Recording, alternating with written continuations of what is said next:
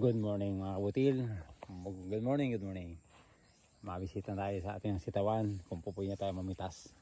Mga kabutil. Ayan. Hindi ko po na-vlog yung unang pitas ko. Nakapitas po ako ng kulang-kulang 1 kilo mga kabutil.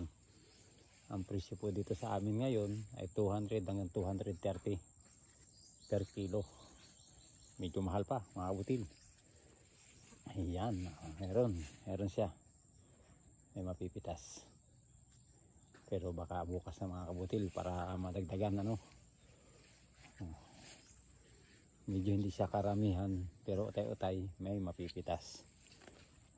Mga kabutil, sipag lang, at least kahit pa paano may income tayo kahit pa paano. Mahaba ang variety po nito ay Galante mga kabutil. Ayan, may mga may pera na, may ulam pa. Ganyan kahaba yan mga butil. Mga 3 dangkal. Yan po yung ng variety ng Galante. Mahaba. Pero may mga variety ngayon na bagong labas na mahaba pero mas maraming bunga. Yun. Mga maraming variety na lumalabas Yan.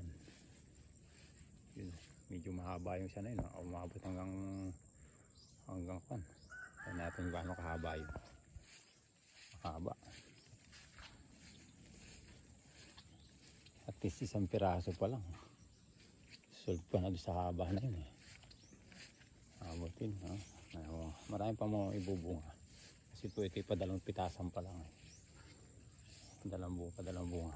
Yan. Medyo maganda haba Ito po, haba nito mga kabutil mga 4 na dangkal.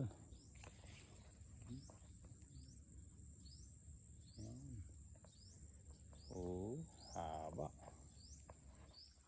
Yan. Nakakataba ng puso pag may yung pinaghirapan mo ay namumunga na mga kabutil. Okay, shoutout po sa mga lahat ng farmers, sa magagaling farmers. Shoutout po sa inyo. At isasama ko na siyempre ang sarili ko. Mabuhay tayong lahat mga farmers. Kahit pa paano may nakakain ng ating mga kababayan sa ating ginagawang hanap buhay. Okay mga butil. Kaya ganun lang. Ang okra natin ay meron na rin.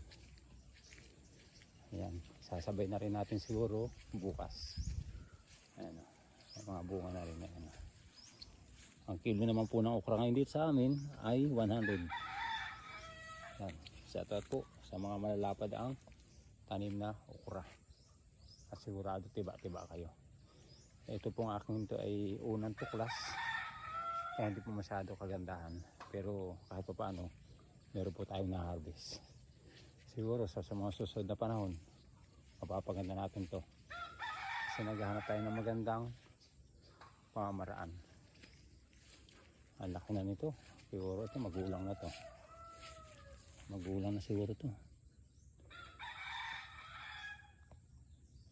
Pitasin natin, magulang ito. Isa lang. Pero sa totoo lang mga kabutil, masarap kainin to pagka sa hilaw. Kinakain po ng hilaw yan mga kabutil. Yung bata-bata pa. Ganito.